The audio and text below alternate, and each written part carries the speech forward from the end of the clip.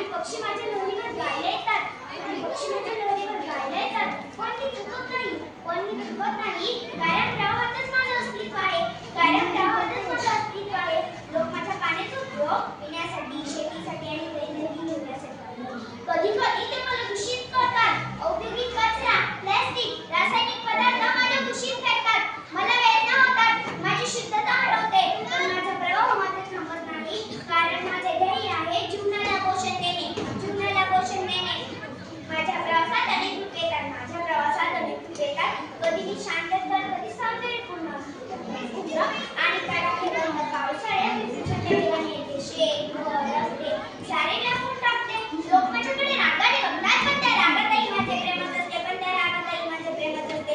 मी जमिनीचे संतुलन राखते, मी जमिनीचे संतुलन राखते. मातीतले अपमिश्रण कमी करते, मातीतले अपमिश्रण कमी करते आणि माझ्या किनाऱ्यावर सचेतन बसून झाली, माझ्या किनाऱ्यावर सचेतन बसून झाली. प्राचीन काळात मानवाने माझ्या कुशीत गंगेच्या, गोदावरीच्या, कृष्णाच्या, नर्मदेच्या माझ्या पाण्यात मानवाने श्रद्धा ठेवली, माझ्या पाण्यात मानवाने श्रद्धा ठेवली. मला देवी मानलं, त्या विश्वासमोर केवळ निरव न राहता भावनांचा प्रवाह झाले, पण आज मानवाच्या प्रगतीच्या नावाखाली माझं अस्तित्व धोक्यात आलं. उद्योग, रासायनिक सांडपाणी, प्लास्टिक आणि माझ्या किनाऱ्यावर बांधलेल्या काँक्रीटच्या भिंती माझा श्वास घोटतात. मी कधी काही पारदर्शक होते, आता मी दुसरं झाले आहे. माझे मरतात, पक्षी दूर जातात आणि माणूस स्वतःच्या सुखासाठी मला विसरतो.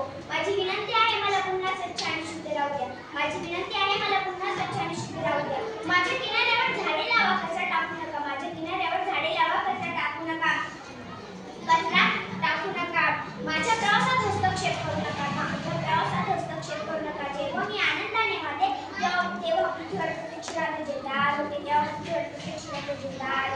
माझं आयुष्य म्हणजे सततचा प्रवास, जन्मापासून समुद्रापर्यंत. समुद्रात मी मिळाल्यावर नाहीशी होत नाही. मी वाव करते, ढगांमध्ये रूप घेते आणि पावसाच्या रूपाने जमिनीला येते आणि पावसाच्या रूपाने